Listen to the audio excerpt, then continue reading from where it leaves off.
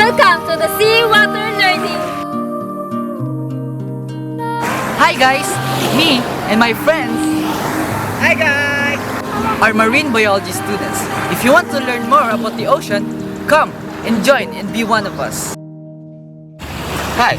Did you know that Earth is made up of 70% of water and 1% of them are freshwater?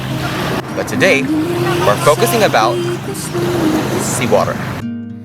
Hey, take note that ocean is divided into two major zones. One is benthic zone and a pelagic zone. Set your focus on pelagic zone. The pelagic zone consists of two subdivisions, the Neritic zone and the oceanic zone. Take this definition with you. The Neritic zone is the shallow place in the ocean.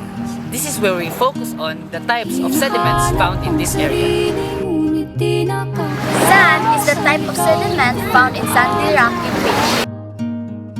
Hi guys! So there are two tidal characteristics, the high tide and the low tide. The high tide is where the sea level is at its highest level, and the low tide is in its lowest level. Simulan muli ang paghakbang. Dahan-dahang tumingin sa salamin upang makita ang ating kagandahan. Dahan-dahang iyan ang mukha upang masalayan ang payapang kalangitan. Oo, pagod ka na. Pero di ka nag-isa. Kaya't lumaban ka at sabihin Alimango! Crabs!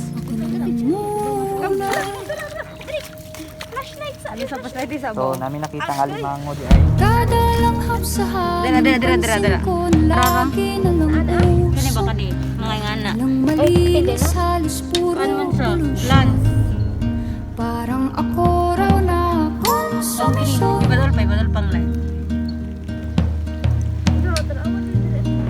Gulong-gulo ang isip saan ba lulugar kapag nagkamali Grabe sila husga Bakit perpekto ba sila?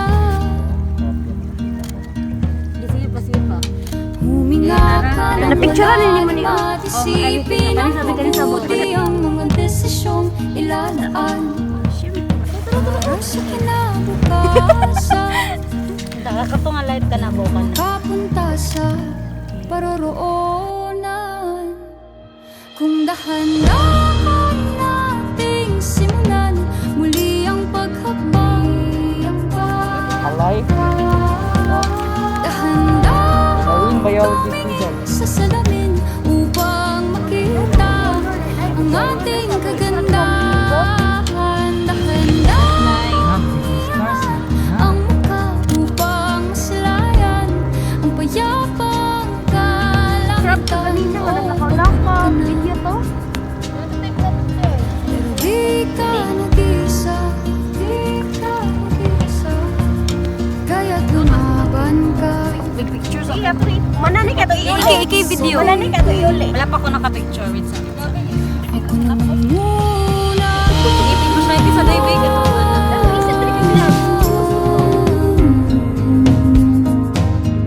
Ako naman muna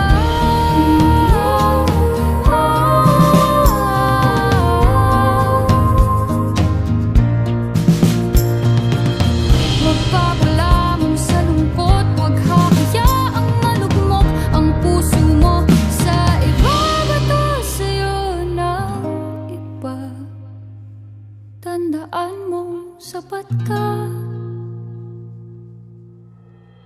Pero baka na siya. Boy, sige na. Tanggalin ng maskara at hayaang tumulo Ang bumabad siyang mga luha Dahan-dahang iangat ang mukha upang maslayan Ang mga taong ika'y pinapahalagahan Oo, pagod ka na Pero di ka nag-isa Kaya't lumaban ka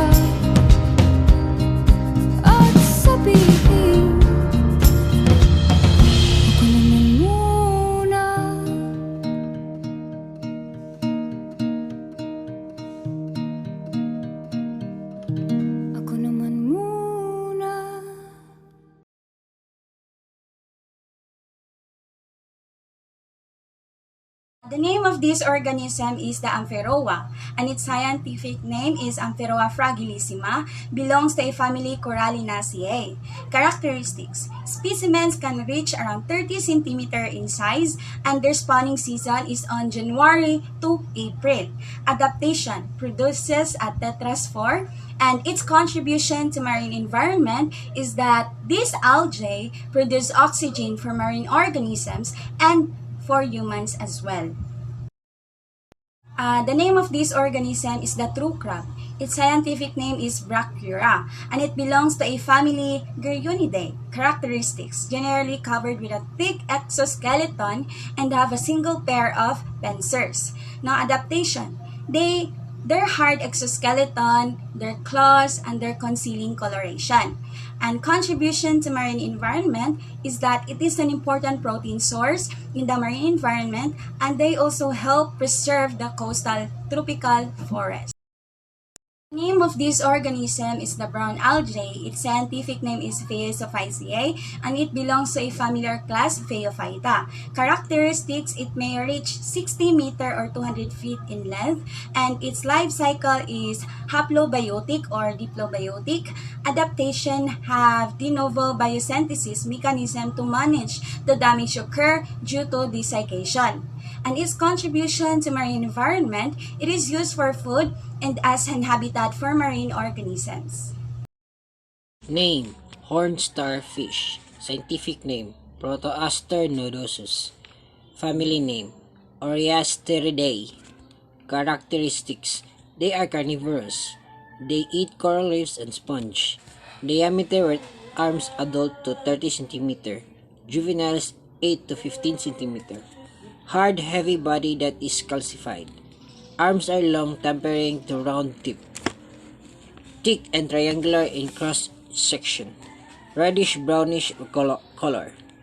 Contribution: their feeding activities controls the whole ecosystem. Name: red seaweed. Scientific name: Corallina officinalis. Family name: Corallinaceae. Characteristics: erect, stiff, articulated fronds, curves to the touch. Purple, reddish, pink, or yellowish color. Branching opposite. Disc shape, hold fast. Reproductive organs, urn shape.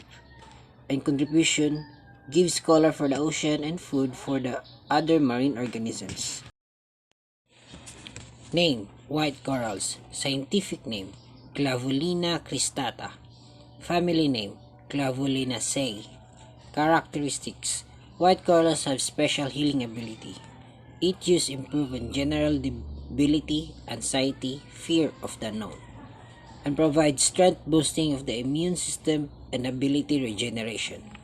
Contributions: it helps us support to other organisms. It also helps them for spawning, provides shelter, and protect them from predators. Blue sea star. Scientific name: Lynchia livigata. Characteristic: they have 5 arms and can be large as 12 inches. Adults are brilliant blue and young are bluish-green with dark spot. Adaptation: ability to regenerate amputated limbs and lost body parts. Contribution to the marine environment: they are active predators feeding on almost anything and play an important role in keeping the numbers of other organisms down. Perenniaries. Scientific name: Perenniaries hilary crab. Characteristic: size up to 125 to 190 millimeters, and their color body are brownish green and paraphilia reddish. Adaptation: they escape low temperature and have no sexual metamorphosis. Contribution to the marine environment: they affect all phases of life cycle of many marine invertebrates, and they contaminated artificial seawater and sexual maturation. Hermit crab. Scientific name: Pagoroidea. Adaptation: have soft bodies and hook-shaped tails and strong legs to hang on the inside of their shell. Characteristic: closely related to lobster and form 1 to 4 inches long. Have eyes, perch, 4 short antennae, and 6 visible legs. Contribution to the marine environment: play an important role in benthic and bottom-dwelling community. They are helping to recycle energy back into the ecosystem. Mossel, scientific name Methylus edulis, characteristic, range, size about 5 to 15 centimeters, and their shell are dark blue or dark greenish brown on the outside, and inside they are pearly. Adaptation, they have shell to protect them from the sunlight during low tide and preventing their water store from drying up. Contribution to the marine environment are natural filters feeding on algae, plankton, and salts. They help purify the aquatic system and also important food source for many species of wildfire. Scientific name Ophiurodea, commonly known as brittle stars, family of Ophiurotrichidae. Characteristics: first, a body plan with 5-part symmetry. Second, an internal calcium carbonate skeleton in the mineral form of calcite. Third, a water vascular system of fluid-filled vessels that end in tube feet. Contribution: has bioluminescent that produces light in the green wavelengths, both shallow and deep water, known to produce lights used to deter predators. Scientific name Scaphella junonia, commonly known as Junonia or Junus volute. Family Volutidae. Characteristics: first, the shells grows to a maximum of 126 mm in length. Second, shell is cream in color with about 12 spiral rows of somewhat squarish brown dots. Contribution: first, it provides home or attachment for algae, seagrasses, sponges, and many other microorganisms. Second, it used as camouflage, and many fish use it as hiding place to avoid predation. Third, mostly made up of calcium carbonate, which many coastal habitats dissolve slowly and is recycled back into the ocean. Scientific name Lotea scabra, common name Raphlimpete, family Lotidae. Characteristics: first, shell shape aperture oval over 35 mm. Shell sculpture, radial ribs all around triangular, margin scalloped all around, color pattern white to brown with checkered markings, side of foot pale with dark speckles, hood and tentacles, dorsal side of head with dark speckles, habitat high to mid-zone on rocks. Contribution: have strong teeth containing composite structure that made up of minerals called goethite, which produces carbon fibers.